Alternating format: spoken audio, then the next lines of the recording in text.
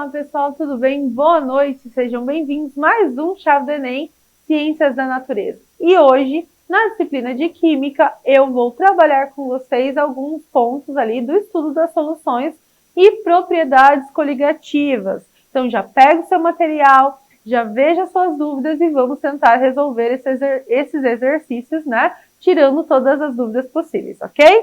Então, primeira questão selecionada. Não se assustem quanto à representação da molécula orgânica, tá? Mas vocês já vão se acostumando e se familiarizando, porque é um conteúdo, né, que envolve titulação, solução, mas que vai apresentar ali o composto de uma forma diferente, ok? Então, a primeira questão vai falar sobre o ácido tartárico, que é o principal ácido do vinho e está diretamente relacionado com a sua qualidade. Na avaliação de um vinho branco em produção, uma analista neutralizou uma alíquota, uma amostra de 25 ml do vinho. E ela analisou essa amostra, esses 25 ml do vinho, que contém o ácido tartárico, com o hidróxido de sódio, que é uma base, cuja concentração é 0,1 ou 0,10 mol por litro, e foi consumido um total de 8 ml dessa base. Então, para neutralizar todo aquele ácido daquele vinho, foram utilizados ali 8 ml daquela base, cuja concentração é 0,1 mol por litro. E a reação para esse processo de titulação é representado pela equação química. Então, o que está acontecendo? Eu tenho um ácido orgânico, tenho uma base, e aí eu tenho uma reação de neutralização, onde eu formo um sal orgânico e formo também a água. O exercício ele quer a concentração do ácido tartárico no vinho. Então, qual é a concentração? Quanto de ácido eu tenho naquele vinho analisado, e aí a gente vai determinar essa concentração. Só que ele quer essa concentração em gramas por litro. Então, muito cuidado na hora de resolver o exercício, porque ele te dá mol por litro, ele te dá volume, nossa, parece, vou jogar na fórmula e já vai sair. Mas ele quer a relação em gramas por litro, então eu preciso fazer essa conversão. Recapitulando, então, o que é uma titulação? A titulação é um método, ele é utilizado para descobrir ali, determinar a concentração de uma solução desconhecida. Eu sei o volume dessa concentração, porque normalmente a gente usa um instrumento volumétrico, Erlenmeyer, né? E aí eu vou ter um indicador, vou pingar um indicador, que é uma substância que ela muda de cor conforme muda o meio, então meio ácido, meio básico, ela vai mudar de cor, mas ela não vai interferir no produto final, ela só indica mesmo se é ácido ou básico. E nós temos a bureta, né? Essa bureta ali é como se tem uma torneirinha no final, e é onde eu tenho uma solução conhecida, eu conheço a concentração, eu conheço o volume, que no caso do nosso exercício é a solução do hidróxido de sódio, da base. E a solução desconhecida é o vinho branco ali que contém 25 ml de um ácido, porque a gente sabe que tem a presença desse ácido, mas o quanto, a concentração dele nós não sabemos, e é o que o exercício quer determinar, certo? Então, quando a gente vai fazer uma titulação, a gente tem o titulante e o titulado, certo? E aí, olha só, trouxe mais uma imagem aqui. O que acontece, né? Você vai colocar um indicador ácido base, no caso da imagem é a fenolftaleína, e a fenolftaleína ela muda de cor quando o meio ele tem um pH acima de 8, então ele já está no pH básico. E aí, olha só, você tem um ácido aqui que é incolor, na presença da fenolftaleína, e você vai titular com a base. Basicamente, o que o experimento propõe, certo? Do exercício. E aí, conforme vai gotejando ali, vai chegar um momento em que vai ter a virada da cor. E quando virou a cor, quer dizer que eu consegui neutralizar aquele ácido. Aí eu anoto o volume gasto, porque daí ele falou, o volume gasto foi de 8 ml. E o volume que eu tinha da solução e a concentração da base para neutralizar aquele ácido. Tendo todas essas informações, então, e tendo, olha só, o exercício forneceu a equação já balanceada, ok? E ainda nos forneceu a massa molar do ácido tartárico. Então, é só mesmo ajustar, interpretar ali as informações para depois chegar no ponto que vocês já conhecem, já tiram de letra, que é o cálculo. Quando a gente olha para a molécula do ácido tartárico, olha só, eu tenho 2 grupos hidroxilas ligados a um C-O, certo?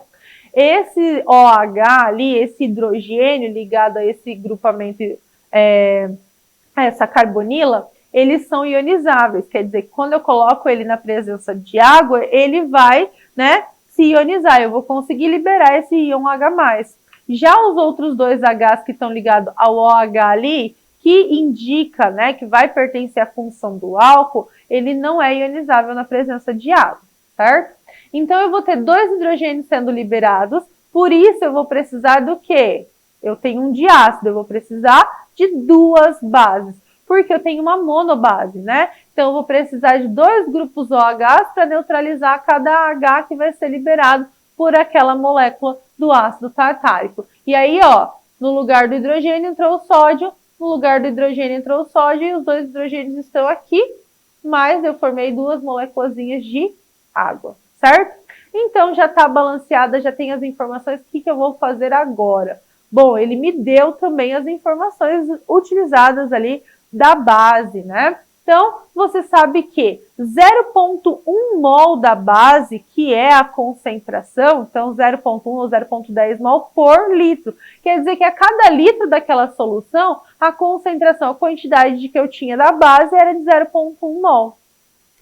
Só que, o que ele usou? Qual foi a quantidade que ele usou para neutralizar aquele ácido do vinho branco? Ele usou 0,8 ml ou 8 vezes 10 a menos 3 litros, né? Que foi a quantidade de gasto na titulação. Foram 8 ml, mas eu transformo para litro para facilitar ali o meu cálculo, ok? Resolvendo a nossa regrinha de 3, então, eu vou ter que a quantidade de mols, né, gases utilizados na titulação foi de 8 vezes 10 a menos 4 mol. Reparem que agora eu estou determinando a quantidade de base que foi utilizada no processo da neutralização total do ácido, certo? Então, quanto eu usei da base para neutralizar tudo que eu tinha de ácido naquela quantidade. Agora, o que eu preciso fazer? Tem uma nova relação, eu já sei a quantidade de base que eu usei. Então, agora, quanto de ácido eu tinha? Se 1 mol, ó, ali é 2 NaOH. Na frente da molécula orgânica não tem nenhum número, então a gente já entende que se tem o desenho da molécula ali, pelo menos eu tenho. Então, 1 mol, uma porção do ácido tartárico, reage com 2 mols, né? Precisa de 2 mols da base. Só que nesse caso, nesse experimento, ele quer em gramas, né? Ele quer essa massa do ácido em gramas, essa concentração em gramas por litro. Então, o que nós vamos fazer? 1 mol do ácido equivale a 150 gramas. Então, ele já deu a massa molar, eu só faço a substituição. Ah, mas eu preciso calcular a massa molar da base? Não, não precisa, desde que eu coloque unidade igual embaixo de unidade igual, tá? E aí você carregando essas unidades, você vai ver que elas irão se anular. Então eu sei que 150 gramas do ácido, que equivale a 1 mol do ácido, precisa de 2 mols da base para reagir. Só que ele usou um total de 8,10 vezes 8 vezes 10 a menos 4 mols da base, né? Então, ele usou essa quantidade de base. Então, se ele usou essa quantidade de base, quanto de ácido ele tinha, né? Quanto de ácido reagiu? E aí, nós temos a nossa nova regra de 3. Quando a gente faz essa nova regra de 3, nós temos ali, ó, que a quantidade de gramas, né, em gramas de ácido que foram utilizados, que participaram da reação, foi de 6 vezes 10 a menos 2, ok? E aí ele também nos fornece que essa quantidade de ácido ele tinha 25 ml do vinho. Ou, né, 25 ml contendo ácido. Ou 25 vezes 10 a menos 3 litros, né? Por que eu fiz essa conversão? Deixei em gramas, deixei em litros. Porque agora a gente vai calcular a concentração. E para calcular a concentração eu vou usar essa fórmula mais simples, né, da concentração comum. Então, o que eu tenho aqui, ó? Concentração comum, concentração do ácido, por isso que eu coloquei um Azinho ali. É a massa do soluto dividido pelo volume da solução. Quem é o soluto, no caso, que a gente está analisando? O ácido.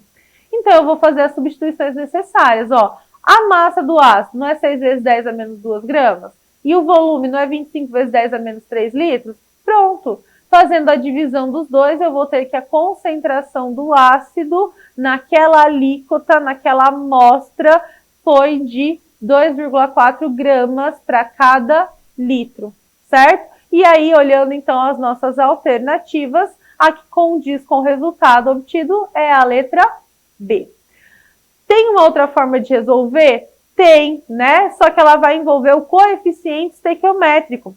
E aí, o coeficiente estequiométrico, você precisa lembrar que a proporção é 1 para 2 e carregar. Se você fez desse jeito, ok, ela é mais rápida. Mas eu preferi fazer do caminho mais longo para a gente ir construindo, porque nós aplicamos vários conceitos para a resolução desse exercício, resgatando algumas coisas e, né, trabalhando ali, chegando no mesmo resultado. Bora para a próxima. Próxima questão de solução também, um enunciado bem grandinho, mas, né, que pode assustar porque tem porcentagem, tem massa, tem um monte de informação, mas vamos lá. O vinagre é um produto alimentício resultante da fermentação do vinho, que, de acordo com a legislação nacional, deve apresentar um teor mínimo de ácido acético, né? Então, a fórmula molecular do ácido acético, C3, CH3C dupla COH, perdão, garganta já tá, de 4% volume. Então, esse é o título. Título, uma relação de volume-volume, uma porcentagem, né? Uma empresa está desenvolvendo um kit para a inspeção sanitária, né? Seja capaz de determinar se a alíquota de 1 ml da amostra de vinagre estão de acordo com a legislação. Então, ele vai pegar uma amostra de 1 ml e vai ver se as condições estão de acordo. Esse kit é composto por uma ampola que contém uma solução aquosa de hidróxido de cálcio, 0,1 mol por litro, e um indicador, né? Indica, que faz com que a solução fique cor de rosa se estiver básico e incolor se estiver neutra ou ácida. Considere a densidade do ácido acético, então ele traz muitas informações, igual a 1,1 ou 1,10 gramas por centímetros cúbicos, a massa molar desse ácido acético igual a 60 gramas por mol, e a massa molar do hidróxido de cálcio, que é a base utilizada, igual a 74 gramas por mol. Qual é o valor mais próximo? Então, aproximado ali, certo? Para o volume da solução de hidróxido de cálcio em ml, tá? Então, ele quer esse volume em ml, que deve estar contido em cada ampola do kit. Então, qual é o volume da solução de hidróxido de sódio? Que deve estar contido para a gente usar para determinar se o ácido acético ele está no padrão ou não, ok? Então, vamos lá. Bom, uma alíquota, uma amostra de 1 ml do ácido 4%. O que é 4%? É 4 por 100, né? Então, eu vou pegar 4 e vou dividir por 100. É uma relação de volume-volume. Então, 4 por 100 de volume. Então, você vai ter que, na verdade, nessa alíquota, você terá 0,04 ml, ok? De 1 ml, você vai ter 0,04 ml do ácido acético, ou seja, do vinagre, naquela amostra. Aí, se eu sei a quantidade, né, de volume que eu tenho daquele ácido, eu consigo determinar a massa, porque ele me deu a densidade. E a densidade é uma relação de massa por volume. Se eu sei a densidade do ácido, que é 1,1 ou 1,10, se eu sei que o volume de ácido que eu tenho naquela amostra é de 0,04 ml, que 1 ml é 1 centímetros cúbicos, então eu posso constelar as unidades, eu vou descobrir quanto que eu tenho de massa. Fazendo ali, né, a multiplicação, passo que está dividindo, multiplicando, eu vou ter que a massa, então, do ácido acético é de 0,044 gramas. Isso naquela alíquota, certo? Mas o que ele quer? Ele quer saber se a quantidade lá de cálcio, né, vai ser a quantidade que eu vou ter para determinar. Mas para isso, eu preciso fazer uma conversão para mol. Por que eu preciso fazer uma conversão para mol? Então, vamos lá. Você tem que 1 mol desse ácido equivale, né, tem ali massa 60 gramas. O exercício também te deu a massa molar do ácido acético. Só que na sua amostra, você não tem 60 gramas, você tem 0,44 gramas desse ácido. Fazendo a nossa regrinha de 3, então multiplicando, cruzado, depois dividindo, nós vamos chegar que a quantidade de mol, quantidade de matéria que nós tínhamos do ácido naquela amostra é de 7,3 vezes 10 a menos 4 mols do ácido, certo? Eu deixei em notação científica para não carregar tanto zero, tá? Achei que ia ficar um pouquinho mais limpo. Bom, agora é uma relação entre ácido e base. Então, uma reação de neutralização. Eu preciso montar essa equação, nessa reação de neutralização que esse exercício não forneceu. Então, eu tenho que pegar o ácido mais a base formando sal e água. Por que eu não coloquei o sal e a água? Porque ele quer só saber da relação entre o entre o ácido e entre a base. Então, o sal e a água, para mim, nesse momento não vai interessar, então eu deixei de fora. Mas na hora de fazer o balanceamento, eu tenho o quê, né? Eu tenho 2 grupos OH que serão liberados pela base, enquanto que no ácido acético eu vou ter um grupo hidrogênio, um grupo hidroxila sendo liberado. Então, por isso que ao fazer o balanceamento, eu tenho 2 mols do ácido reagindo com 1 mol da base, tá? E aí eu sei que se eu tenho 2 mols do ácido reagindo com 1 mol da base e naquela amostra eu tinha exato 7,3 vezes 10 a menos 2 mols de ácido, quanto de fato de base eu vou precisar para reagir com aquela quantidade? Então, a gente resolve a nossa regrinha de 3 e, no caso, eu vou precisar, então, para neutralizar aquela alíquota do vinagre, de 3,65 vezes 10 a menos 4 mols de hidróxido de cálcio.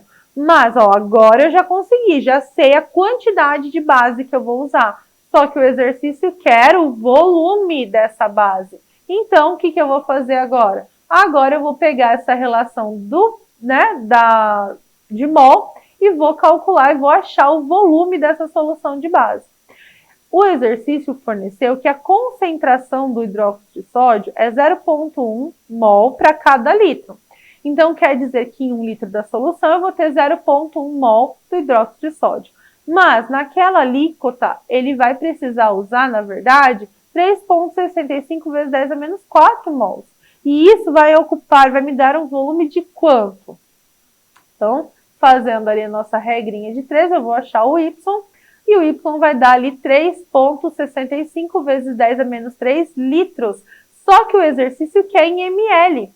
Então, eu achei a quantidade de matéria da base, fiz a relação com a sua concentração e volume, achei o volume de base que foi utilizado e agora eu só vou converter ele em ml. E quando eu converto ele em ml, eu vou ter 3,65 ml, que são aproximadamente 3,7 ml. Lembrando que o exercício falou de um valor aproximado, então eu posso aproximar assim. Então, na hora que a gente vai olhar as alternativas, a única próxima de 3,65, que nós arredondamos, é 3,7, letra A. Reparem que os exercícios, eles envolvem bastante conceito, então você tem que pegar partes, né, do conteúdo de soluções para resolver. Mas é um exercício interessante justamente porque você vai resgatar essas partes, esses conhecimentos. Beleza? Bora para a próxima? Essas daqui daí já são bem mais tranquilas, né? São questões que vão envolver as propriedades coligativas. Então, vamos lá. As panelas de pressão reduzem o tempo de cozimento dos alimentos por elevar a temperatura de ebulição. A gente sabe que pressão e temperatura são diretamente proporcional. Se eu aumento a pressão, eu aumento a temperatura. Se eu diminuo a pressão, eu diminuo a temperatura, ok? Os usuários conhecedores do utensílio, da panela de pressão, normalmente abaixam a intensidade do fogo em panelas de pressão após elas iniciarem a saída de vapor. Após ela começar lá a fazer o tss, né, do gás, né, quer dizer que ela já pegou pressão, então eles abaixam o fogo. Ao abaixar o fogo, reduz a chama, certo? Pois assim evita Aí, qual é a alternativa correta? evita o aumento da pressão interna e o risco de explosão, a dilatação da panela e a desconexão com a sua tampa, a perda da qualidade nutritiva do alimento, a deformação da borracha de vedação ou o consumo de gás desnecessário.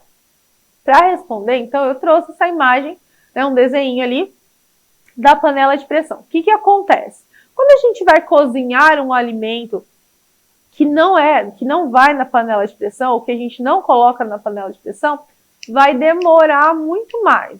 Por quê? Porque o gás, o vapor que está sendo liberado ali, ele vai, né, se expandir, ele vai se espalhar ali pelo ambiente e vai embora. Quando eu tenho a panela de pressão, eu vedo, ela tem uma borracha, ela veda muito bem a saída daquele vapor. E aí o que acontece? Eu tenho moléculas de água passando do estado líquido para o estado gasoso, ganhando energia, ficando cada vez mais energética, sua energia cinética cada vez maior, e aí elas vão tentando se espalhar, sair para todo quanto é lado. E aí, se eu estou colidindo com a parede ali, eu estou fazendo força, eu estou aumentando a força naquela área, eu estou aumentando a pressão. E a partir do momento em que eu aumento a pressão interna, olha, a pressão atmosférica é uma força que ela, né, da coluna de ar sobre nós. Então, a pressão, a força, vai fazer com que a água necessite de mais força, de mais energia para conseguir romper aquela pressão. Então, nesse caso, a temperatura ela vai aumentar, porque eu aumentei a pressão. Então, para romper aquela pressão, para passar aquela água lá para o estado gasoso, eu preciso de mais energia, então eu preciso de uma temperatura maior. A temperatura da água vai entrar em ebulição numa temperatura maior do que a gente está acostumado, que é 100 graus, vamos pensar ali a nível do mar.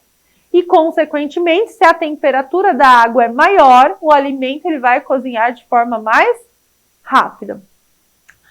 A água ela já absorveu a energia, os gases já estão totalmente tomados na panela de pressão. A gente tem a válvula de escape do pino e a válvula de segurança, justamente para evitar a explosão, porque quando ocorre um acidente com panela de pressão, é um acidente bastante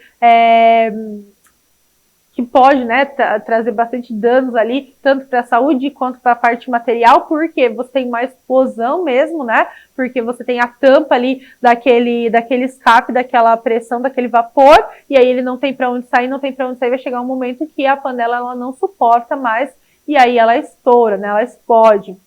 E isso é muito perigoso, porque aí você vai ter ali a questão de um líquido muito quente, de alimentos quentes espalhando ali, às vezes, né, causando acidentes bem graves de queimadura, né, além de estragar ali, né, já vi fogões que foram totalmente deformados depois da panela de pressão explodir, né. Então, o que acontece na verdade? Quando eu tenho, né, quando você abaixa o fogo porque o aumento da pressão interna, né, para evitar o aumento da pressão interna e o risco de explosão. Então, o risco de explosão ele ocorre quando? Quando você tampa aquela válvula de escape. Então, abaixar ou não o fogo, se tampar a válvula de escape, pode acontecer de explodir. Mas não é porque eu abaixei o fogo que isso não vai acontecer. Então, a gente já descarta a letra A. A dilatação da panela e a desconexão com a sua tampa. Bom, ela é uma panela para suportar, né? Então, se está tendo o escape ali do gás normal, na válvula de segurança, se não tem nada obstruindo, não tem porquê. Eu vou abaixar o fogo, isso não vai proteger minha panela de deformar, né? Na verdade, ela suporta aquelas temperaturas, ela suporta aquela pressão. Então, vamos descartar a letra B também, né? Perda da qualidade nutritiva do alimento. Bom, o meu alimento, eu vou diminuir a chama, mas ele vai continuar cozinhando, né? A proteína, os aminoácidos, a quebra vai continuar acontecendo. Então, como que eu vou perder nutrientes se os nutrientes estão, né, todos ali naquela água do cozimento ou no próprio alimento? E eu abaixar o fogo vai fazer com que isso, né, com que eu perca isso? Não. Deformação da borracha de vedação. Bom, quando que a borracha de vedação ela deforma? Quando a água seca por completo e aí você tem um aquecimento muito grande daquele metal e ela pode grudar. E aí você vai ter uma deformação. Mas se você abaixar o fogo, você abaixa o fogo para não deformar a borracha, mas a borracha não tem um contato direto com a chama. O calor, né, absorvido pela panela vai chegar até aquela borracha ali. Mas, né, você tem também a parte líquida e tudo mais, então não vai deformar a borracha. Quando a gente abaixa mesmo o fogo, é para reduzir o consumo de gás desnecessário. Por quê? Porque eu já aumentei a pressão lá dentro, eu já tenho uma quantidade de gás lá dentro fazendo uma pressão. Eu vou diminuir, por quê? Porque eu não preciso mais fornecer uma quantidade de energia tão grande para que a panela ela continue, porque a água já vai estar numa temperatura de ebulição maior, já vai estar absorvendo aquela energia e eu já tenho moléculas de gás suficiente para aumentar ali aquela pressão. Começou a sair aquele gás, quer dizer que eu já, né, lotei ali de vapor, então já aumentei a pressão interna. Então eu já posso abaixar o fogo que ele vai continuar cozinhando ali, vai continuar, né, vai cozinhar de forma rápida porque a minha pressão interna já aumentou, certo? Então nesse caso, letra E. Vamos para a nossa quarta questão. Nossa quarta questão também, não se assustem com as moléculas orgânicas, né? Mas ela veio aqui para a gente trabalhar ali alguns conceitos da propriedade coligativa, basicamente, né, o tipo de interação e a influência que a interação entre essas moléculas ocasionam para, né, as propriedades coligativas e principalmente para a volatilidade, né? O que é volatilidade? Volatilidade é a passagem do estado líquido para o estado gasoso. Substâncias mais voláteis passam para o estado gasoso de forma mais rápida. Então ele fala assim, ó, uma lagarta ao comer as folhas de milho induz no vegetal a produção de óleos voláteis, óleos que vão passar com facilidade para o estado gasoso, cuja as estruturas estão mostradas a seguir. Desculpa aí, de vez em quando a língua aprende. A volatilidade, então o processo de passar do estado líquido para o estado gasoso desses óleos é decorrência do elevado caráter covalente. Bom, todas elas, sem exceção nenhuma, são moléculas de hidrocarbonetos, porque eu não vejo nenhum outro elemento, nem oxigênio, nem nitrogênio, eu só vejo os risquinhos, certo? Cada vértice desse, cada extremidade, eu tenho carbonos, então eu só tenho carbonos e hidrogênio. Então, a volatilidade não vai estar relacionada com o caráter covalente. A alta miscibilidade em água. Bom, eu tenho óleo. Um óleo, né? Característica dele é ele ser apolar. A água é polar, então eles não são miscíveis, né? Então não tem uma alta miscibilidade em água. Na verdade, não tem miscibilidade em água, né? Eles ficam ali, o óleo e a água não se misturam. Uma baixa estabilidade química. Não, as moléculas elas são estáveis, né? O que acontece? A volatilidade não é uma transformação química. A volatilidade é só o quê? Eu pegar as interações que unem essas moléculas e deixam elas no estado líquido, por exemplo, e elas vão se soltando, mas eu não estou quebrando a molécula, eu estou interrompendo só a interação entre essas moléculas para que elas passem para o estado gasoso. Né? Então, elas não têm uma baixa estabilidade química, certo? Porque as moléculas são estáveis. Grande superfície de contato. Bom, a gente sabe que, né, a superfície de contato ela vai aumentar a velocidade com que a reação acontece. Então, quanto maior a superfície de contato, mais exposta está a substância, mais fácil, né, vai ser ali, mais rápido vai ocorrer ali a reação. Quando a gente pensa em volatilidade dos óleos, e aí ele não falou se esse olho, olha eu. Ai, gente, perdão. Se esse óleo, ele está, né, espalhado, na verdade, ele está ali sendo produzido na folha do milho. Então, a superfície de contato, ela vai acelerar alguns processos. Se, por exemplo, eu tiver um copo com água e eu pegar a mesma quantidade de derramar no chão, qual vai secar primeiro, né? Qual vai se volatilizar primeiro? Aquele que está espalhado. Por quê? Porque por conta da superfície de contato. Mas também, né, a gente tem que pensar qual é a força que mantém essas moléculas unidas. Porque dependendo da força, isso vai fazer com que essa passagem acabe sendo mais rápida ou mais lenta, né? Então, nesse caso, não tem a ver com a superfície de contato, já que todas elas estão, né, no mesmo ambiente. E ele também não fala, né, se está espalhado, se foi, não, está lá na folha só apenas. Então tem a ver com o tipo de interação entre as moléculas. Como são 3 moléculas apolares, elas são moléculas que têm interação, né, fraca. A interação de polo induzida é uma interação fraca, e isso facilita, né, no processo ali da volatilidade, facilita no processo em que uma molécula desprende da outra e vai passar para o estado gasoso, certo? Então, nesse caso, né, a volatilidade aqui desses óleos estão, né, referente à interação fraca entre essas moléculas, beleza?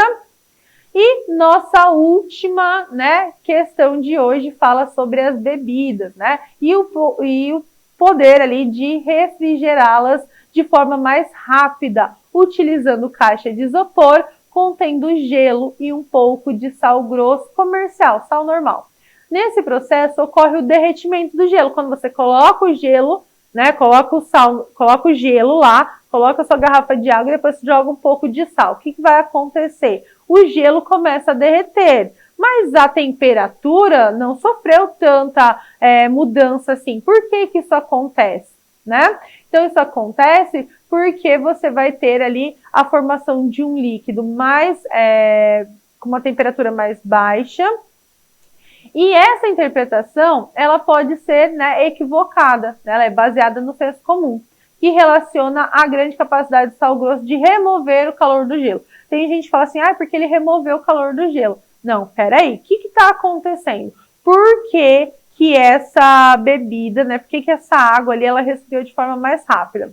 Então, do ponto de vista científico, o que acontece? Quando você coloca o sal grosso sobre aquele gelo, ou o sal fino mesmo, o sal normal, quando você coloca ele sobre aquele gelo, o que acontece?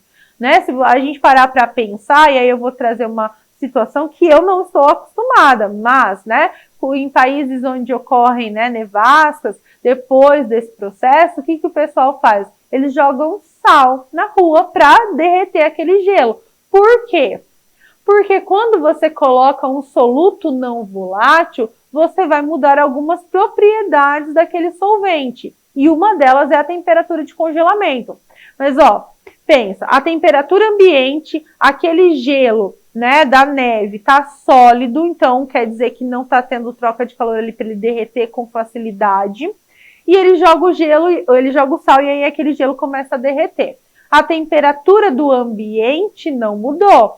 O que mudou foi que ele colocou um soluto não volátil. E aí esse soluto volátil fez com que a temperatura de congelamento agora ficasse mais baixa, né? A propriedade ali da crioscopia. Então, quando a gente coloca o gelo dentro do isopor e joga o sal, se você colocar um termômetro lá dentro, você vai ver que a temperatura vai estar extremamente baixa, né? A água vai estar extremamente gelada. Se você colocar a mão lá, você vai ver, você não vai conseguir ficar por muito tempo com a mão lá dentro. Por quê? Porque a única coisa que ele fez foi transformar, né, mudar a propriedade daquele solvente para que ele não congelasse mais aquela temperatura, mas aquela temperatura continua baixa e isso faz com que você consiga resfriar sua bebida de forma mais rápida, né? Então não tem a ver com a variação da solubilidade do sal, tem a ver com as propriedades coligativas, a tonoscopia, né, que é o abaixamento ali da pressão de vapor, tornando a substância menos volátil, a osmoscopia ou osmose, tem a ver com a ebulioscopia e a crioscopia, que é o foco, né, desse exercício. Então, quando você adiciona o sal, você diminui a temperatura de congelamento. A água vai voltar a congelar? Vai, mas em temperaturas menores. Então, não tem a ver com a variação da solubilidade do sal, nem com a alteração da polaridade da água, porque você não vai mexer na estrutura da molécula da água, certo? Você vai mexer na interação entre as moléculas, ok? Não vai elevar a densidade do líquido, não é por isso que ele vai, né, descongelar. Não vai modificar a viscosidade do líquido, você vai apenas diminuir a temperatura de fusão do líquido, porque você adicionou, então, um soluto não volátil, ok? bem tranquilo essas questões, né? Eu acho que vocês já fizeram isso na parte prática, mas são questões teóricas ali que são importantes e envolvem a propriedade coligativa para a gente entender um pouquinho mais dos fatores que acontecem no nosso cotidiano.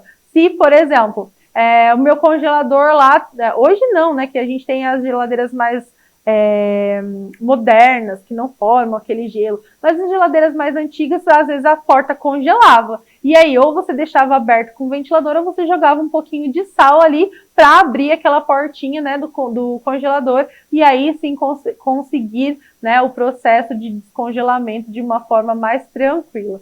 Certo, gente? Então, por hoje é só, nos vemos na próxima aula. Tchau, tchau!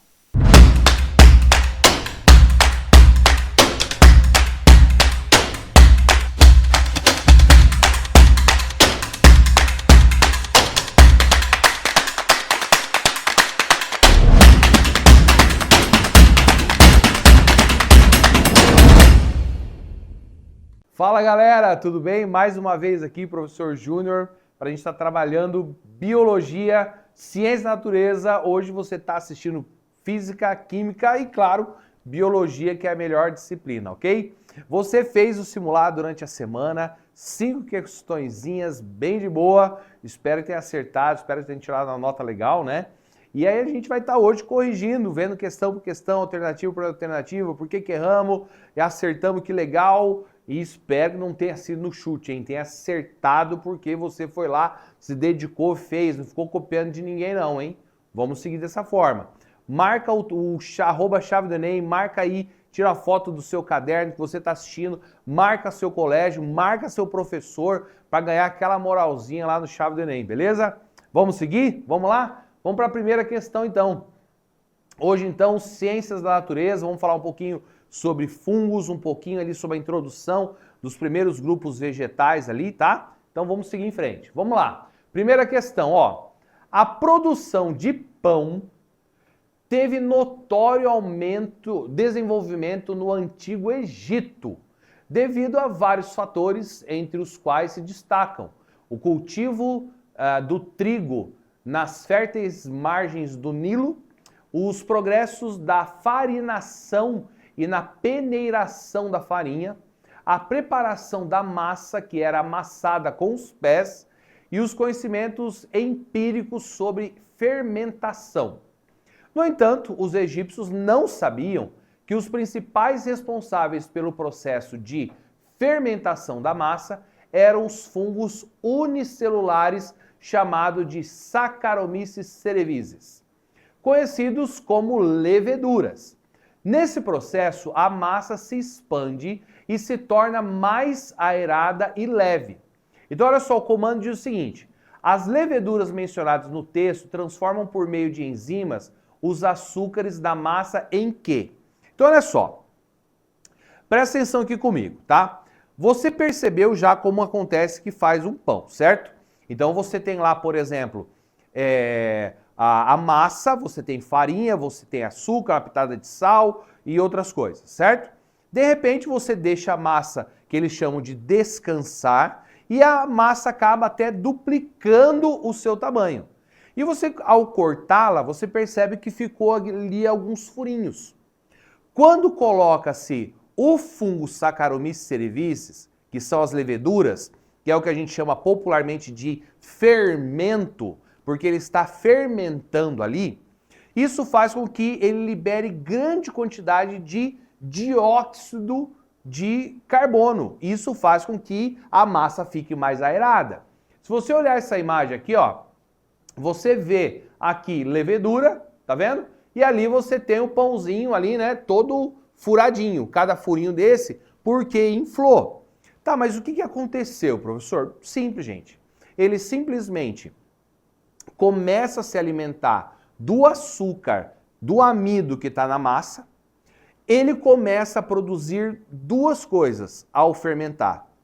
Então, ao ele se alimentar por fermentação, ele libera, além do dióxido de carbono, ele libera uma quantidade de álcool. Ele faz uma fermentação. Ah, professor, então quer dizer que se eu comer o pão cru, vai simplesmente me dar um teor alcoólico ali, vai me deixar bêbado? Não. Por quê? Até porque você teria que comer muita massa, você não aguentaria. O teor alcoólico fica ali abaixo de 0,5%. Então é um teor alcoólico muito baixo realmente. Mas a massa, o dióxido serve para poder inflar. Já deve ter ouvido falar, por exemplo, de pães que são de fermentação natural. Por quê? Porque em qualquer lugar você vai encontrar o fungo ali na hora da massa no seu dia a dia.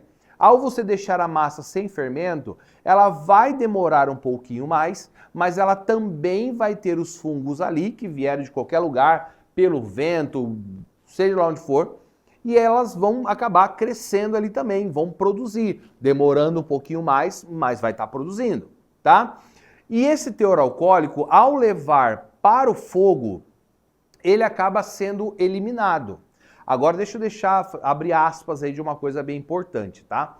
Ah, professor, quando eu faço aquela sobremesa, sagu, que eu coloco vinho e ele fica fervendo, ele sai todo o álcool? Não, ele não sai todo o álcool, tá? Ah, quando eu coloco conhaque no estrogonofe e ele aquece, ele dá uma flambada, sai todo o álcool? Não, não sai todo o álcool.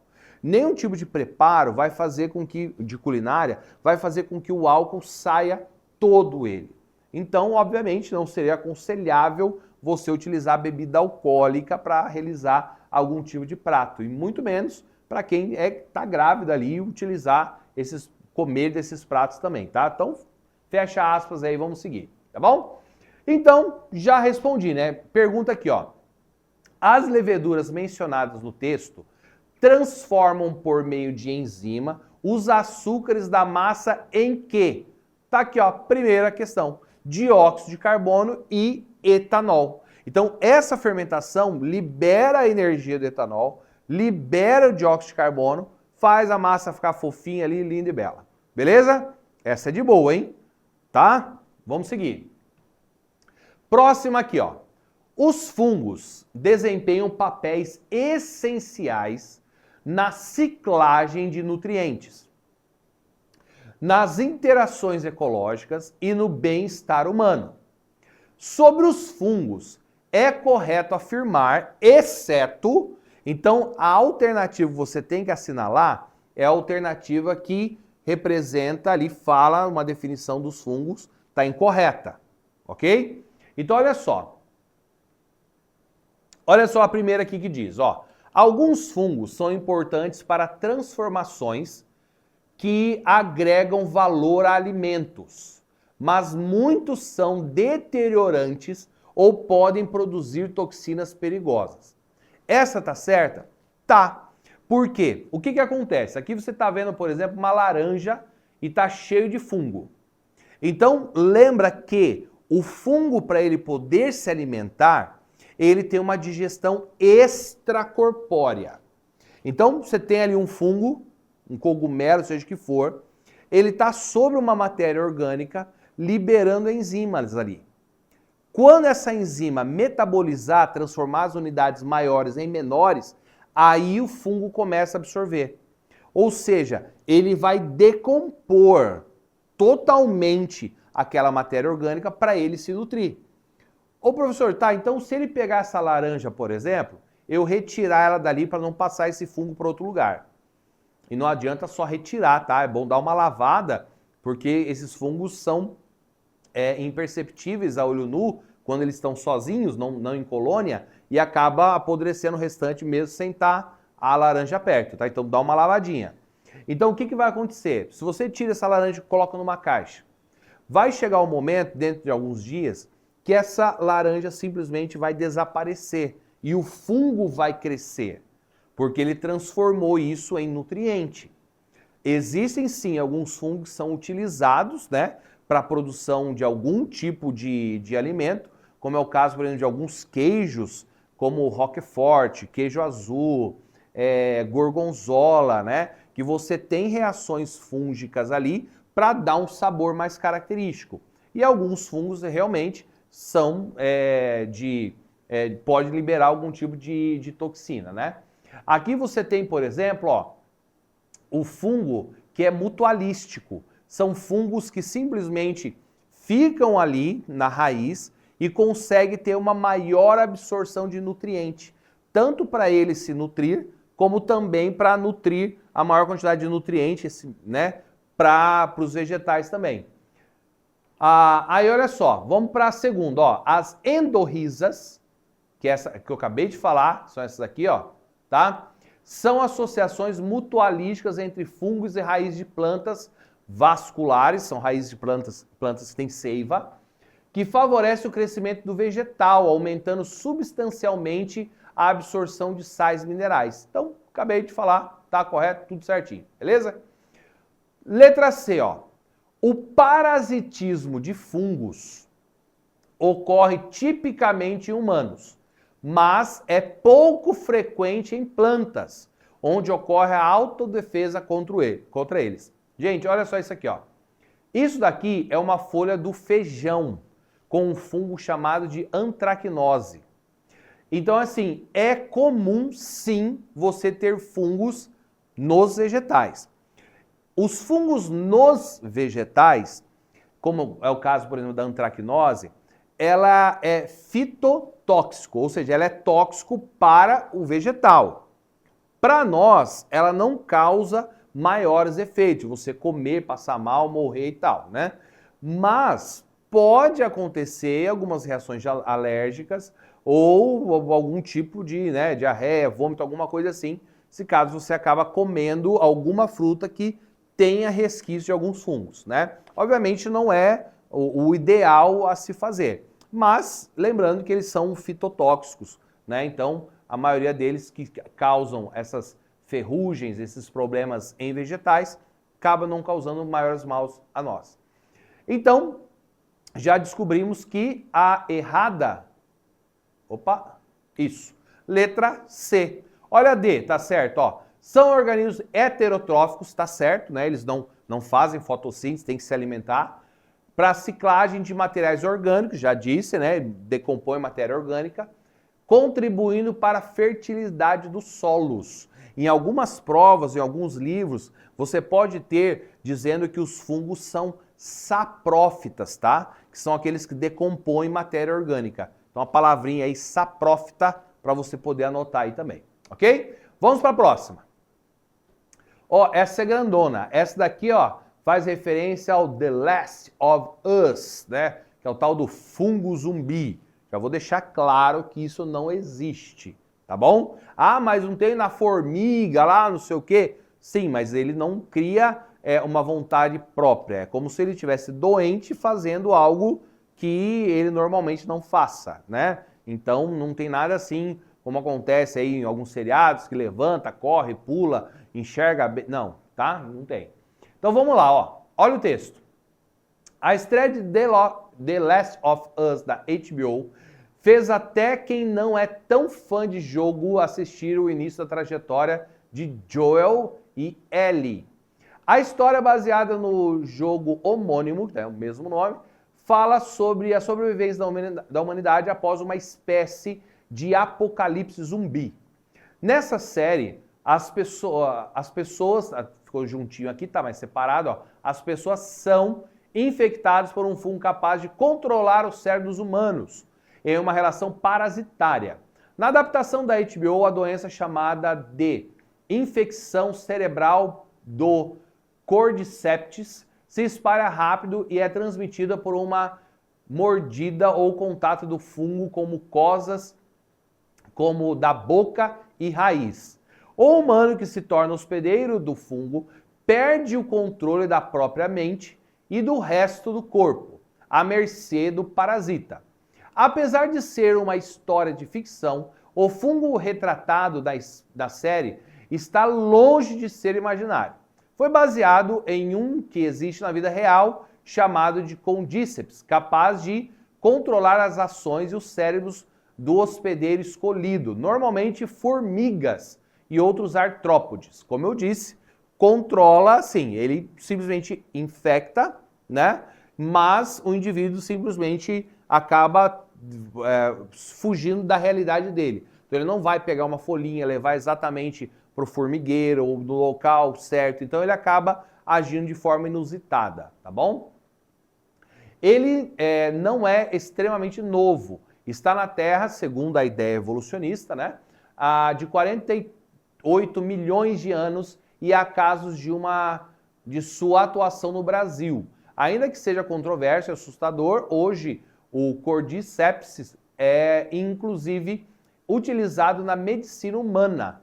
Ele é quem auxilia, por exemplo, no tratamento de anemias, imunidade baixa, recuperação de cirurgia, tumores e até mesmo para tratar disfunção erétil. Obviamente, o fungo ele é adaptado para esse tipo de coisa, não é simplesmente você pegar lá, comer e tal, acabou, tá bom? Então, vamos deixar isso aí bem claro. Vamos lá. Suponha que o indivíduo tenha suspeita de uma infecção fúngica, tá bom?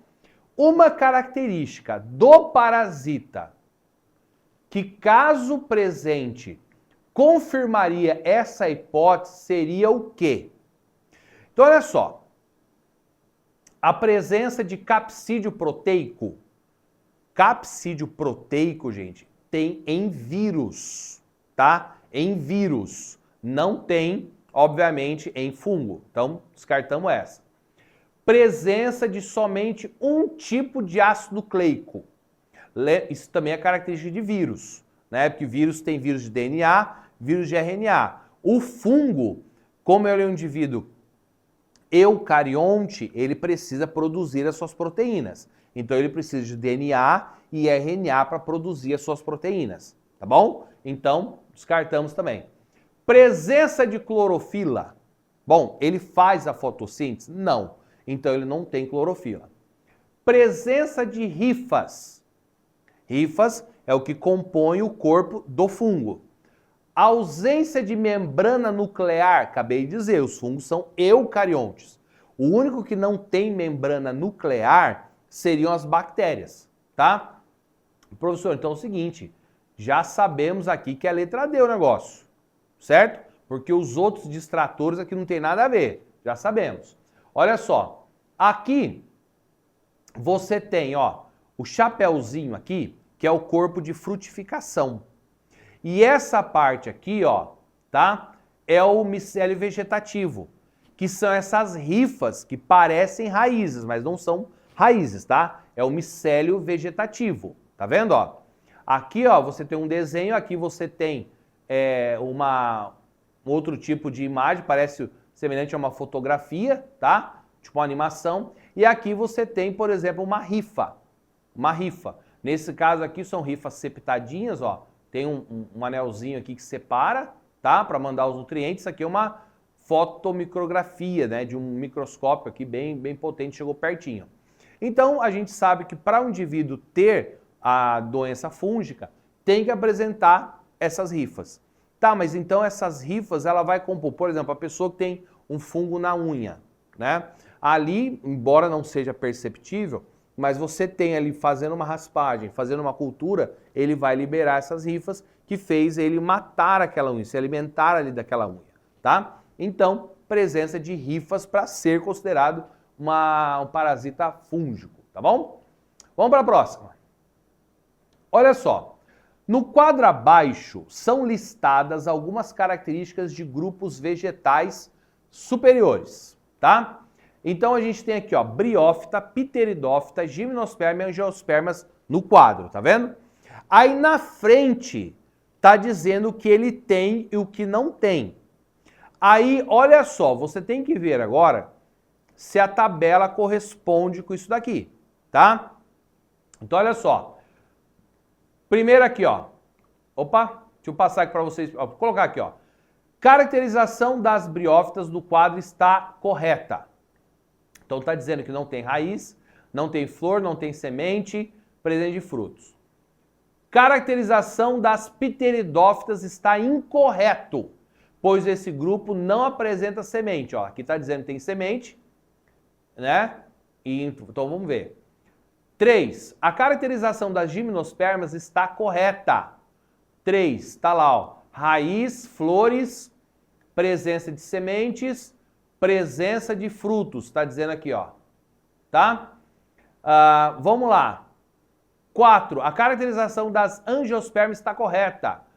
Presença de raiz, presença de flores, presença de semente, presença de frutos. Beleza, vamos relembrar algumas coisas aqui, ó. Tá aqui, ó, classificação dos vegetais. Os vegetais são criptógamos, tá? São vegetais com órgãos reprodutivos em cavidades não visíveis. Ou seja, eles não têm flores, eles não têm sementes e não têm frutos, tá? Então, a reprodução deles, ela embora seja sexuada e assexuada, ela não tem a presença de frutos, tá? E muito menos semente dentro de fruto, tá? Aqui, ó, as fanerógamas são vegetais com órgãos reprodutivos visíveis, contém flores e sementes, tá? As gimnospermas não têm fruto e as angiospermas com fruto. Então, sendo assim, a resposta correta seria a letra A. Porque, ó, A1 diz, ó, briófita está correto, porque, ó, não tem raiz. Professor, mas como é que ela se fixa? É um rizóide, é bem pequenininho. É o caule, flor não tem, semente não tem, fruto não tem, tá? Então tá certa. A2, característica da pteridófita está incorreta, pois esse grupo não tem semente. Aqui está dizendo que tem, então, né, tá incorreta, tá? Tá incorreta, não tem semente, é o que está dizendo aqui. Então, assinalamos ela porque ela está dizendo aqui que não tem semente. Aqui diz que sim, então tá ok, tá? A 3 está incorreta, está dizendo que as gimnospermas têm fruto e a gente sabe que não tem, tá? E aqui as angiospermas têm tudo, tem fruto. Então, letra A tá corretinho, bem certinho, bonitinho aqui, tá bom? Deixa eu revisar aqui que talvez ficou confuso, ó. A pteridófita está dizendo aqui no quadro que ela tem fruto. E na resposta está dizendo ela está incorreta, pois esse grupo não tem fruto. Então a alternativa está correta para você assinalar ela, porque ela está dizendo que não tem fruto, igual a tabela está dizendo lá que tem. Então ele está dizendo que está incorreta, não tem fruto, tá bom? Para deixar bem claro isso aí. Vamos lá para a próxima, creio que seja a última aqui, ó. Observe o cladograma. Abaixo responda a questão. Então, olha só. Aqui você tem, dentro da ideia evolucionista, né? Não é aqui nós confessamos aqui que somos criacionistas, mas a prova vai estar para você, vai ser evolucionista. Então, tá aqui evolucionista. Nós temos, então, que as briófitas são os indivíduos com menos particularidades, menos características em relação às angiospermas. Seria o ancestral, que depois surgiram características que se tornou pteridófitas, depois gimnospermas e angiospermas. Aí está dizendo o seguinte, ó, uma característica comum às plantas agrupadas em A, que é pteridófita e briófita, que está lá em A, são, elas têm vasos condutores. Acabamos de ver na questão anterior que as briófitas não têm vasos condutores, mas as pteridófitas têm. Então, já não daria para ser essa. Segundo, gametas masculinos flagelados. Se tem flagelo, é porque ele se locomove, né? Então, provavelmente se locomove na água. É isso? Beleza, vamos seguir. Tem semente? Não tem. Tem fruto? Não tem. Gametófito dominante. Não, o que é dominante aqui é a parte esporófita, que é quando você vê o verdinho ali, tá? Olha só esse ciclo aqui, ó, que acho que vai fazer você entender, ó. Perdão, esse cladograma, ó. Tá dizendo aqui, ó, formação de caule, tá? Aí surgiu na pteridófita. Semente, aí surgiu as gimnospermas. E flores e frutos nas angiospermas. Então, a briófita, ela não tem nada disso aqui em cima, ok? Olha só agora aqui esse ciclo. Aqui você tem, por exemplo, uma briófita, tá? Aqui é um musgo, você vê em lugares úmidos. Úmidos, obviamente, tem... O Brasil todo falou água. Vamos seguir. Olha só aqui. Tá vendo essa parte verdinha aqui, do lado esquerdo? Ela tá ali G, que é a parte do gametófito, tá? E ali você tem a parte em cima, tá vendo, ó? Rosa, amarelinha, o esporófito. Então, está dizendo na alternativa aqui anterior, ó. Quer ver? Estava dizendo que ambas têm o gametófito dominante. Não, apenas uma delas tem, tá? Que é, no caso aqui, as briófitas. Vamos seguir. Aqui, ó. Olha só. Então, a parte do esporófito, o que acontece? Ela vai ter um gametófito, que é haploide, o esporófito, que é diploide. Aí você tem a meiose espórica, que transforma aqui em esporos. Tá vendo? Ó, esses esporos aqui, tá? Aí, assim que esses esporos germinam, eles vão formar esse gametófito aqui, ó. Entenderam? Saiu lá daquela cápsula aqui, formou a meiose, aí eles são haploide, igual o gametófito lá, por isso que eles nasceram igualzinho. Aí, aqui em cima, você tem uma bolsinha, por isso estava dizendo lá na questão anterior que não é visível, que é chamado de anterídeo, que vão formar o anterozoide. Tá vendo que ele é flagelado? Ele tem flagelo para locomoção? Aí você tem o arquegônio no musgo fêmea, onde vai ter a osfera dentro, que são, eu representei aqui com a bolinha vermelha, a bolinha azul. A azul seria a parte masculina, ou a planta que é masculina, e aqui o vegetal que é feminino.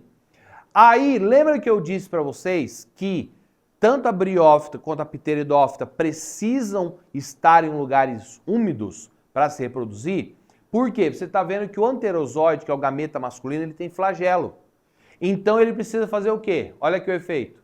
Ó, ele precisa ir nadando até o arquegônio e fecundar a osfera. Peraí, professor, então o anterozoide, ele é haploide, ele é N. E a osfera também é N, porque eles são aqui, ó, tudo haploide, né? Haploide, são N, o N, igual lá o gametófito e tal. Só que quando juntar N mais N, vai ficar 2N. E aí, o que vai acontecer aqui em cima? Vai germinar aqui, ó, nada mais, nada menos do que uma cápsula. Professor, então quer dizer que essa parte é diferente na quantidade de DNA do que essa? Exatamente. E aí o ciclo recomeça. Vai romper aqui, vai fazer a meiose, vai produzir aqui os esporos, vai germinar, macho e fêmea, e aí segue totalmente, tá? Então, o que ambas têm de comum entre uma coisa e outra? Que tanto a pteridófita quanto a briófita, elas possuem gametas masculinos flagelados. Então, dentro da ideia evolucionista, para com que as gimnospermas e angiospermas conseguissem disseminar por toda a Terra, é porque elas simplesmente se modificaram, se evoluíram para não precisar somente de água para se reproduzir. Claro que tem planta, sementes que vão sendo levadas pela água, pelo vento, por um inseto, por um animal, seja o que for. Mas elas não precisam exatamente só da água. Ah, professor, mas eu tenho uma samambaia lá na minha casa, ela não está perto da água, mas você rega ela. Então, ao molhar ela, você tem ali gameta masculino, fecundando o gameta feminino e gerando ali um novo caulezinho, uma nova ramificação, tá bom? Bom, esse conteúdo espero que tenha sido ótimo para vocês, tá? Conteúdo de fungo é um conteúdo que cai. Dê uma olhada também sobre doenças fúngicas que muitos vestibulares gostam de colocar, para você que talvez vai focar mais na área da saúde. E os vegetais aqui é um grupo grande, a gente vai ter outros momentos do Chave falando sobre eles, mas tirando a dúvida assim que possível. Beleza? Grande abraço e até a próxima.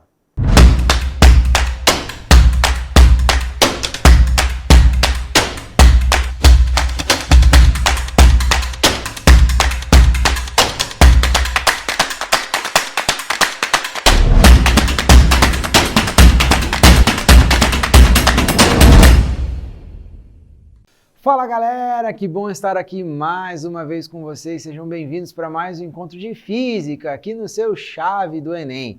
Que alegria estar de volta com vocês, olha, já estava até com saudade, hein? Desde a última vez que a gente se encontrou até agora já faz um tempinho, não é mesmo? Espero que você já esteja aí preparado, animado para esse nosso encontro de hoje. Hoje nós vamos discutir várias coisas, alguns conceitos teóricos bastante curiosos, bastante interessantes, né?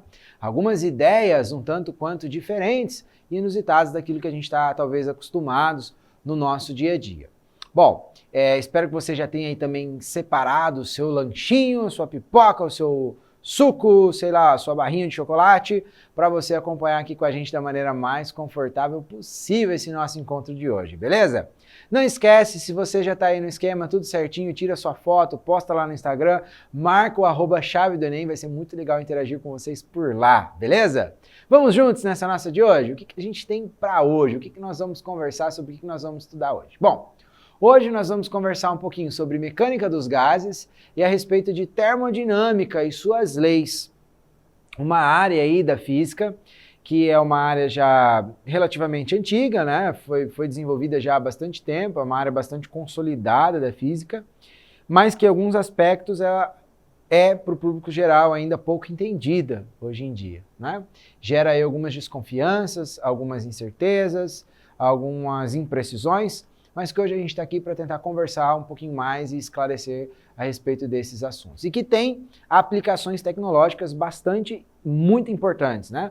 Quando a gente fala em termodinâmica, nós estamos falando a respeito, por exemplo, de ciclos de transformações termodinâmicas, isso é, do uso da energia térmica, do uso de calor para promover trabalho, por exemplo, né? E aí a gente pode pegar todo tipo de máquina térmica, trens a vapor, carros, motores a combustão interna, qualquer tipo de motor que queime lá um combustível, seja ele diesel, gasolina, etanol, biogás, né?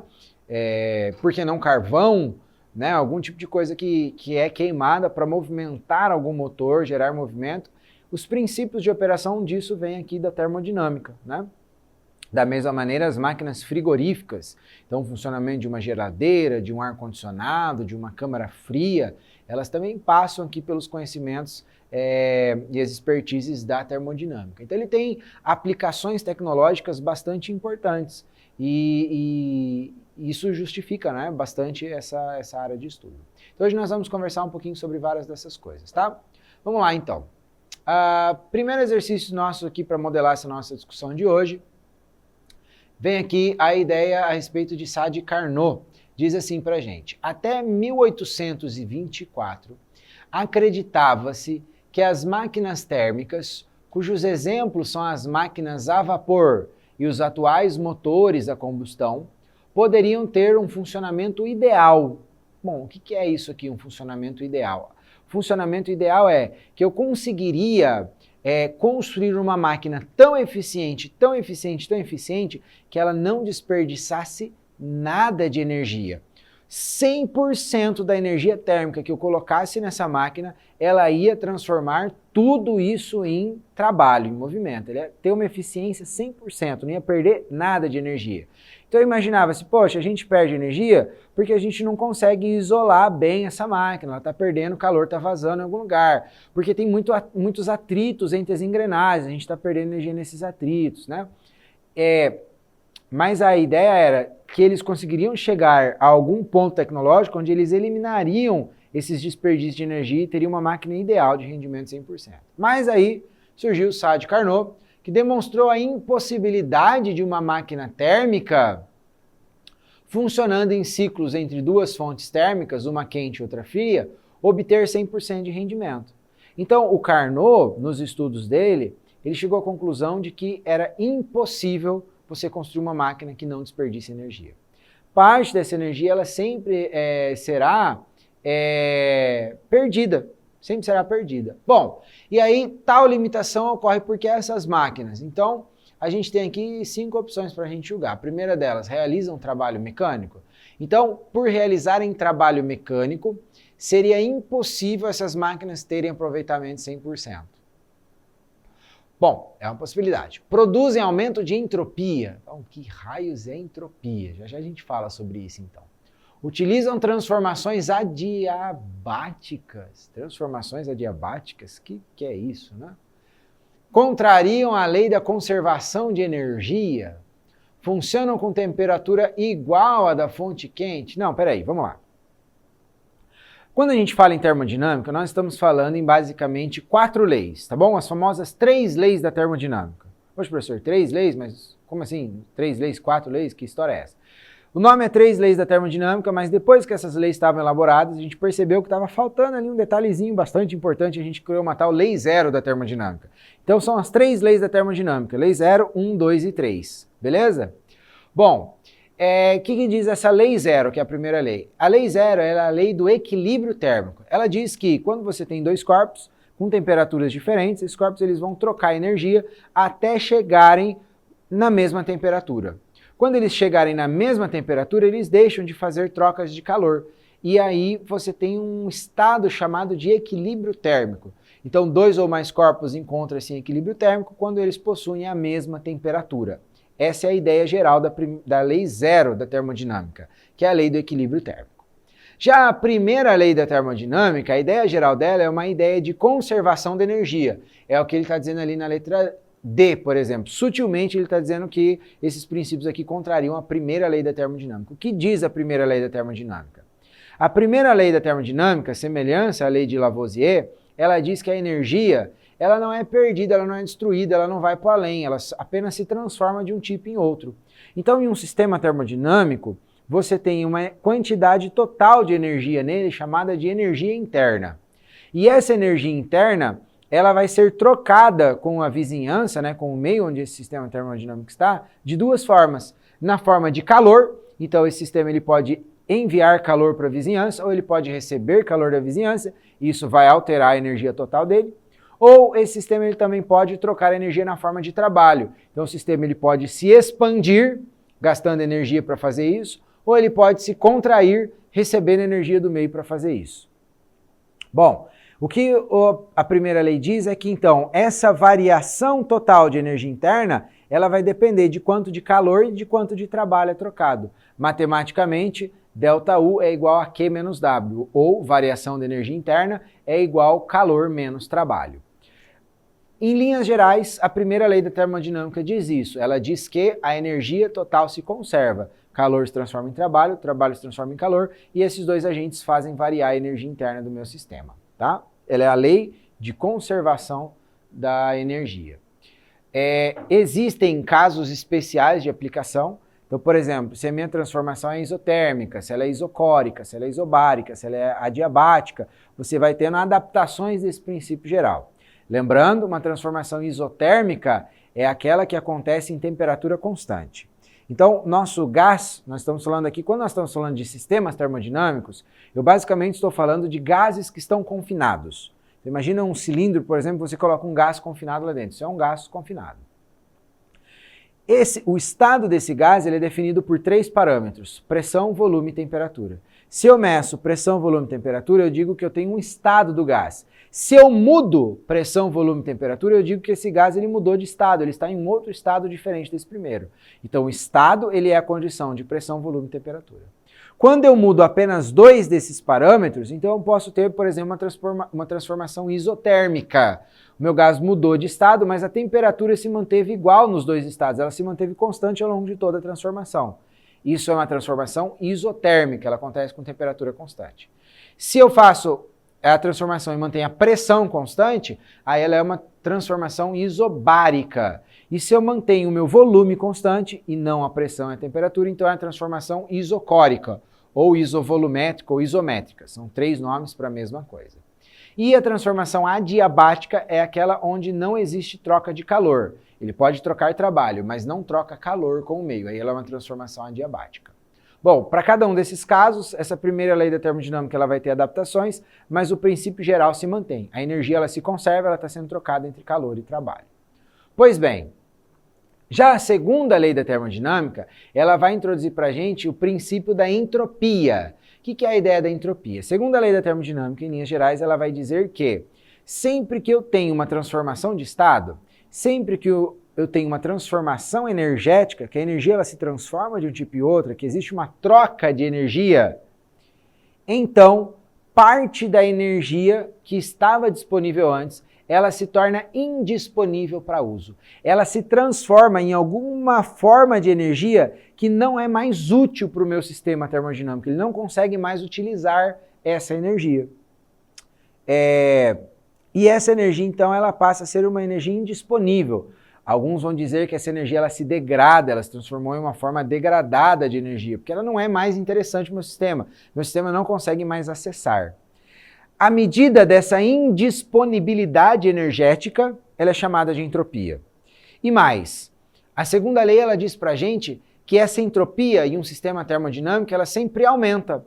Ou seja, para um determinado sistema termodinâmico, eu nunca vou ter em um estágio de, conforme o tempo passa, né, em um estágio subsequente de tempo, eu não vou ter uma maior disponibilidade energética do que eu tinha antes, a não ser que eu injete energia de fora nesse meu sistema. A entropia desse meu sistema ela sempre vai aumentar, ou seja, a energia ela vai estar cada vez mais indisponível. Esse é um princípio interessante quando a gente extrapola ele da termodinâmica, porque ele garante para a gente, por exemplo, que a gente nunca vai conseguir construir uma máquina de energia infinita. Eu ligo lá um motor num gerador, o gerador alimenta o motor e ponto, eu tenho energia infinita e para sempre. Não. A cada ciclo de transformação energética que acontece nesse sistema, parte da minha energia ela fica indisponível. Vira e mexe, nós temos aí no YouTube, nas redes sociais, vários lugares, pessoas que surgem falando, olha, inventou-se aqui alguma coisa de energia infinita, energia infinita, energia infinita. Isso, segundo a segunda lei da termodinâmica, é impossível de acontecer. Nós não conseguimos ter alguma coisa que ela consiga transformar infinitamente energia de um tipo e outro. Sempre haverá parte da energia ficando indisponível, e isso nós chamamos de aumento da entropia, tá bom? E a terceira e última lei da termodinâmica, ela vem para dizer para a gente, em linhas gerais, que o zero absoluto é inatingível. Eu não consigo pegar o meu material e levar ele até o zero absoluto, tá? Ela vem para dizer que isso é impossível. Então aqui nesse caso, desse exercício, o que está sendo discutido é a ideia de uma máquina térmica infinita, que tem um rendimento infinito, rendimento 100%, energia infinita, coisa desse tipo. Então que princípio garante para mim que isso não vai acontecer, que eu não vou conseguir ter uma máquina térmica com 100% de rendimento? É aquele princípio que diz que parte da energia vai ficar indisponível. Que princípio é esse? Esse princípio é o princípio da entropia. Toda máquina térmica ela produz aumento da entropia, ou seja, ela produz aumento de indisponibilidade energética. E se ela produz aumento da entropia, então esse é o princípio que garante que ela nunca vai ter um rendimento de 100%. Ela sempre operará com perdas energéticas. Legal? Beleza? Muito bem. Então a alternativa correta aí para a gente, letra B. Tal limitação ocorre porque essas máquinas produzem aumento de entropia. Legal, vamos lá, vamos para a próxima. Próxima nos diz o seguinte: o motor de combustão interna utilizado no transporte de pessoas e cargas é uma máquina térmica cujo ciclo consiste em 4 etapas: admissão, compressão, explosão, expansão e escape. Essas etapas estão representadas no diagrama da pressão em função do volume. Nos motores a gasolina, a mistura ar-combustível entra em combustão por uma centelha elétrica. Para o motor descrito, em qual ponto do ciclo é produzida a centelha elétrica? Então, primeiramente, a gente precisa entender o que está acontecendo nesse ciclo. Observe que esse ciclo está definido aí em 5 estágios: A, B, C, D, E, e aí ele volta no B. E de B ele pode ir para A ou para C. Então, aquele ciclo ali de A para B, ele é simplesmente o início de funcionamento nesse nosso ciclo, né? Você tem ali, o início de funcionamento. Para isso, você precisa ter em mente mais ou menos como funciona dentro de um motor do carro. Tem aqui uma imagenzinha para você de 4 cilindros de um carro. Dentro desses cilindros, você tem ali os pistões. Então, o que gera o movimento do carro é esses pistões ficarem subindo e descendo, são aquelas pecinhas que estão por dentro ali, orientadas com setinhas azuis e amarelas. As amarelas subindo e as verdinhas descendo. Então esses pistões eles precisam subir e descer, subir e descer. Cada vez que eles sobem e descem, então, eles ativam um sistema de engrenagens que faz com que o eixo do carro comece a rodar e você consegue transmitir esse movimento até chegar lá nas rodas, nos pneus dos carros. O problema é como que é feito para esses pistões se movimentarem. Então nós temos ali basicamente as 4 etapas que estão acontecendo. Na primeira da esquerda, você tem o pistão completamente relaxado, aberto, o cilindro está totalmente aberto. Nesse momento, então, é onde é injetada uma mistura de combustível e gás, porque você tem espaço dentro do cilindro, o pistão está lá embaixo, olha só, se tem espaço, então injeta-se ali dentro combustível e ar. Aí, esse pistão ele sobe, por conta do movimento do eixo que tem ali embaixo dele, né? Esse pistão ele sobe, quando ele sobe, ele comprime o ar e o combustível. E quando o ar e o combustível estão comprimidos, e isso aqui serve apenas para os motores a gasolina e a álcool, que seguem um ciclo chamado de ciclo de Otto, e também para os motores a gás, né? Que também segue o ciclo de Otto, mas não é exatamente a mesma coisa para os motores a diesel, que seguem um outro ciclo chamado ciclo diesel. Por essa razão que você consegue ter carro flex de gasolina e álcool, mas você não tem um carro flex gasolina diesel, né? Porque eles funcionam com ciclos termodinâmicos diferentes, não tem como você aliar as duas coisas. Então não misture diesel na gasolina do seu veículo, que isso vai dar problema no carro, tá bom? Tem algumas pessoas que às vezes fazem isso. Bom, então ali, nesse ciclo, o combustível então, ele é comprimido, ele começa a ser comprimido, que é ali a imagem 2, né? O segundo ali ao meio, né? Você tem o combustível sendo comprimido. E quando esse combustível está comprimido, solta-se uma centelha, você põe fogo. Você sabe que quando você põe fogo na gasolina, ela explode, né? Então ela gera ali um aumento de pressão muito grande, esse aumento de pressão empurra de novo o pistão para baixo. E quando esse pistão relaxa e é empurrado para baixo, você então agora tem gases que foram produzidos ali dentro, eles precisam ser retirados. Então na subida esse pistão de novo, ele retira todo esse gás ali de dentro, é o escape, né? Esse gás ele vai lá para o escapamento, vai embora do veículo. Então, isso que acontece. Agora a gente precisa identificar esse ciclo aqui no nosso diagrama. Então, observe que de B para A, nós temos uma transformação de compressão, porque o volume diminui. Observe ali que no eixo horizontal nós temos volume, no eixo vertical nós temos pressão. Então, eu disse de B para A, desculpa, não é de B para A, de B para C. De B para A o volume também diminui, mas a minha intenção é querer dizer de B para A. Então, de B para A, você tem uma compressão, ou seja, o volume ele diminui, como consequência disso, um leve aumento de pressão. De C para D, você tem um aumento drástico de pressão no mesmo volume. Uma transformação isocórica, né? Você tem volume constante, mas a pressão aumenta muito. E de D para E, você tem um aumento do volume e um relaxamento da pressão. De E para B, essa pressão ela só termina de ser retirada, né? Continua com o mesmo volume, e você reinicia o ciclo. Ou seja, de B para C, você tem ali o período de admissão. É onde o combustível ele está sendo colocado, né? Então, ali em B, o pistão está aberto e você injeta combustível. De B para C, você tem então uma compressão. Quando chega em C, esse combustível com ar ele foi comprimido. E exatamente em C você coloca a fagulha. Quando você coloca a fagulha, então esse combustível explode, aumenta muito a pressão e você vai lá para o estado D. E aí, a partir do estado D, então ele empurra esse pistão para baixo. De D para E, então você tem ali a expansão desse nosso gás. E ali de E para B você tem o escape, onde você termina ali de retirar o gás e, portanto, a pressão ela termina de cair. E aí você volta de novo na admissão, injeta mais combustível, comprime, explode, relaxa. Injeta, comprime, explode, relaxa, né? Então, em que ponto é produzida a centelha elétrica? Exatamente no ponto C, que é onde o gás ele foi ali comprimido, né? O combustível com ar foi comprimido. Em C, então, você dá a centelha para que tenha explosão e aumento de pressão. Beleza? Então, alternativa letra C, no ponto C, onde nós temos a centelha. Questãozinha legal para a gente conhecer um pouco mais sobre o funcionamento, né, dos motores a combustão interna e das aplicações desses conceitos todos aqui da termodinâmica e da mecânica de gases. Questãozinha muito, muito legal essa aqui. Bom, vamos lá, vamos para a próxima então. Próxima aqui diz o seguinte para a gente: o estado de qualquer substância gasosa é determinado pela medida de 3 grandezas, é aquilo que eu tinha conversado agora há pouco com vocês: o volume, a pressão e a temperatura. Para os chamados gases ideais, o valor do quociente P vezes V sobre T é sempre constante. Isso nos entrega a lei geral dos gases, que pressão vezes volume vezes temperatura em um estado vai ser igual a pressão vezes volume vezes temperatura em qualquer outro estado desse mesmo gás. Considere um reservatório que está cheio de um gás ideal. Sem vazar o gás, realiza-se uma compressão do reservatório, ou seja, aumentou a pressão, reduzindo o seu volume à metade. Ao mesmo tempo, uma fonte de calor faz a temperatura do gás ser quadruplicada. Então a temperatura fez vezes 4 e o volume caiu pela metade, dividiu por 2. Considere P0 e P1, respectivamente, os valores da pressão do gás no reservatório antes e depois do procedimento descrito. Então a relação entre P0 e P1 é... Bom, vamos lá, vou utilizar aqui então a lei geral dos gases. Pressão vezes volume vezes temperatura no primeiro estado tem que ser igual a pressão vezes volume vezes temperatura no segundo estado.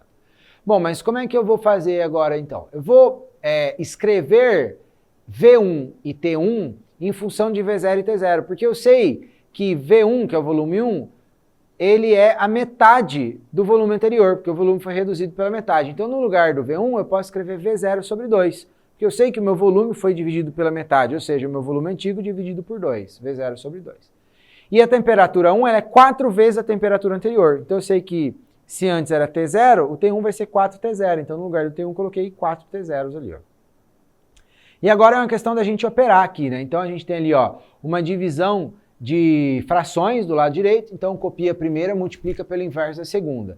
Então a primeira é P1 vezes V0 sobre 2, e a segunda é 4T0 sobre 1. O inverso disso é 1 sobre 4T0. Aí resolve ali a multiplicação, a gente vai ficar com P1 vezes V0 vezes 1 dá P1 vezes V0, e 2 vezes o 4T0 dá 8T0. Aí a gente caiu nesse negocinho lindo aqui.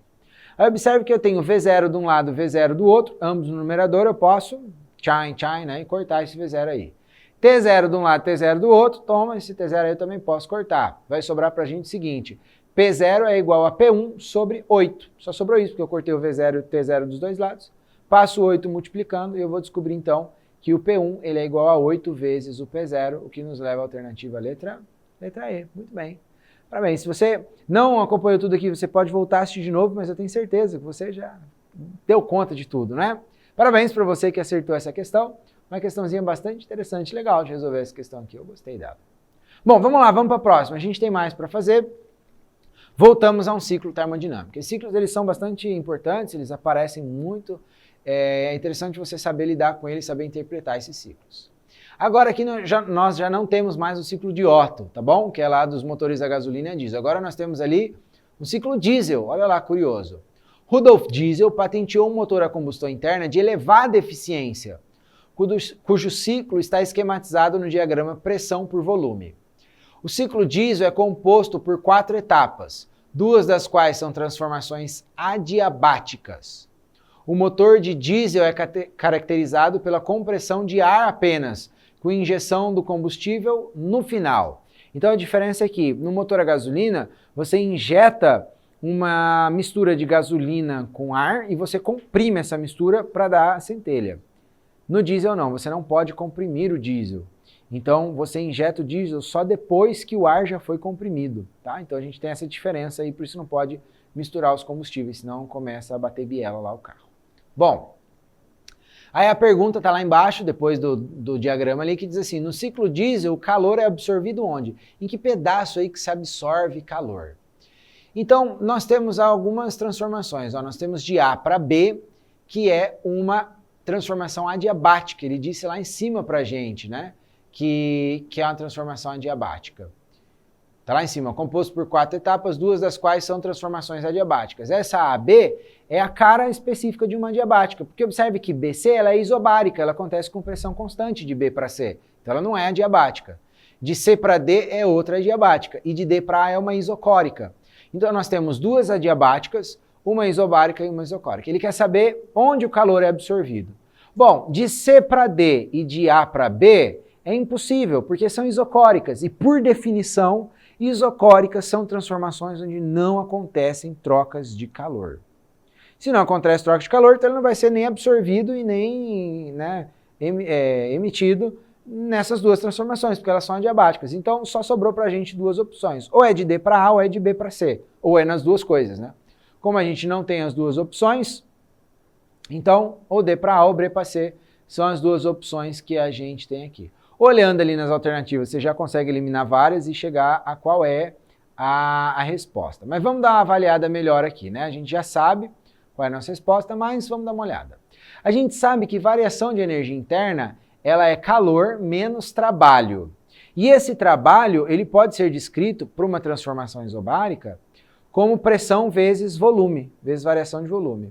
Já para uma isocórica, as transformações isocóricas, ou seja, aquelas que acontecem com um volume constante, elas não têm variação de volume. Portanto, se trabalho é pressão vezes variação de volume, e elas não têm, elas também não realizam trabalho.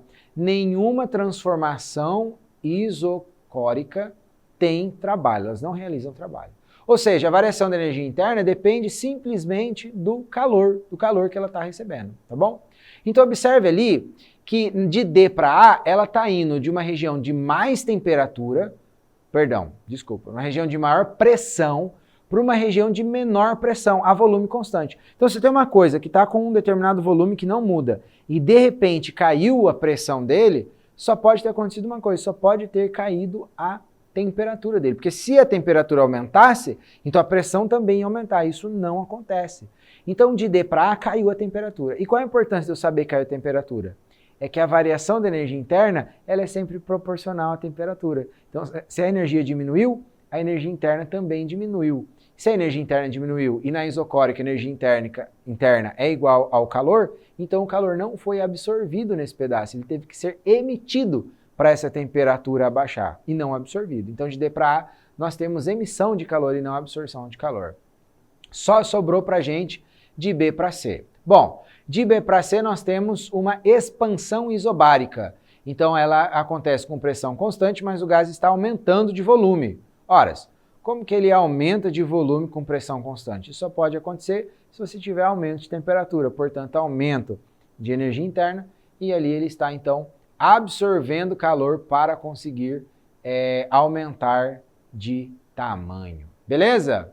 Questãozinha curiosa, que legal também, a gente precisa conhecer vários conceitos, né? Essas leis da termodinâmica, elas têm muitas consequências para essas transformações gasosas todas. Então, duas coisas. Você precisa conhecer sobre as características dessas 4 transformações. Não tem como, você precisa conhecer. Estuda as isotérmicas, estuda as isocóricas, estuda as isobáricas e estuda as diabáticas. Elas têm características próprias delas.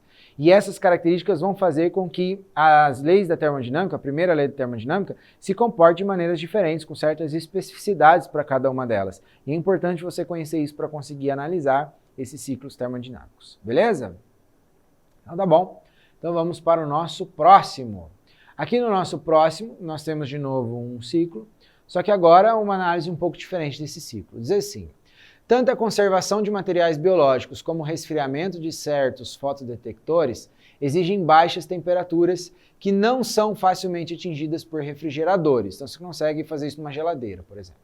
Uma prática comum para atingi-las é o uso de nitrogênio líquido, obtido pela expansão adiabática do gás de nitrogênio, contido em um recipiente acoplado a um êmbolo, que resulta no resfriamento em temperaturas que chegam até seu ponto de liquefação, em menos 196 graus Celsius.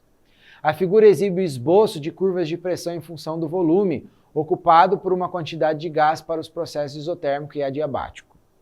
As diferenças entre esses processos podem ser identificadas com base na primeira lei da termodinâmica, que associa a variação da energia interna à diferença entre o calor trocado com o meio exterior e o trabalho realizado no processo. Então aqui ele só foi dando informações a respeito da primeira lei termodinâmica, a respeito das isotérmicas, adiabáticas, e a gente tem ali o comportamento então desse gás aí confinado, que é um gás de nitrogênio, para uma transformação isotérmica, que é a de cima, e para uma adiabática, que é a de baixo. Bom, a expansão adiabática viabiliza o resfriamento do nitrogênio, por quê? Então a pergunta é, por que quando eu expando o meu nitrogênio adiabaticamente, ele resfria? Por quê? Então observe, uma transformação adiabática, ela é aquela transformação que, por definição, não rola troca de calor. Então por que ele vai se resfriar? Então nós temos ali alguma... Opa, já apareceu ali. Nós temos aqui... passou tudo muito doido agora. Vamos lá, vamos voltar aqui onde a gente estava. Vamos achar aqui. Cadê? Produção, me ajuda aí. Pronto, voltamos. Estamos aqui. Beleza. Acho que eu estou com o controle aqui agora. Estou. Ok. Então, o que acontece é o seguinte. Nós temos aqui algumas possibilidades. Primeira possibilidade, a entrada de calor que ocorre na expansão por causa do trabalho contribui para a diminuição de temperatura. Bom, de cara não pode ser, porque ele está expandindo, é verdade, mas a entrada de calor em uma transformação adiabática não pode ser, né? E outra, se tem entrada de calor, essa entrada de calor vai contribuir para o aumento da temperatura, né? E não para a diminuição da temperatura. Então, duplamente errada essa letra A. Letra B, a saída de calor que ocorre na expansão por causa do trabalho contribui para a diminuição de temperatura. Seria uma coisa lógica se não fosse uma transformação adiabática, Porque a transformação adiabática, por definição, é aquela que não acontece troca de calor. Então não tem saída de calor, porque ela é adiabática. Então letra B está errada. C, a variação de energia interna é nula e o trabalho é associado diretamente ao fluxo de calor, que diminui a temperatura do sistema. Não, a variação de energia interna ela é nula nas transformações isotérmicas, porque a temperatura não muda, então a variação de energia interna também não vai mudar. Mas nas adiabáticas você não tem essa variação de energia interna nula, tá bom? Então letra C também é errada. Letra D, a variação da energia interna é nula. Pô, mesma coisa, já começou errada porque não é nula, não é a transformação isotérmica que a gente está falando, é de uma adiabática. Então não pode ser. Só sobrou para a gente a letra E, o trabalho é associado diretamente à variação da energia interna. Claro, se ela é adiabática, então troca de calor é zero, calor é zero. Então a variação da energia interna é igual menos trabalho. O que acontece de trabalho varia diretamente a energia interna. E não a troca de calor entre o gás e o ambiente. Por isso, quando eu expando, o meu gás ele precisa gastar energia para expandir. Se ele tem menos energia disponível, então a temperatura vai cair e vai resfriar esse gás que está aí nessa transformação adiabática. Beleza? Eu espero que você tenha conseguido aprender bastante, aproveitar bastante. São muitos conceitos, são coisas detalhadas. Eu espero que você talvez possa até dar uma voltada, anotar esses conceitos se você tem alguma dúvida e interaja aí com a gente que vai ser muito legal, talvez, conseguir tirar essa dúvida que você tem. Manda o seu recadinho pra gente, que vai ser muito legal estar com vocês, tá bom? Eu vou ficando por aqui, a gente se vê numa próxima. Um grande abraço, um beijo e tchau!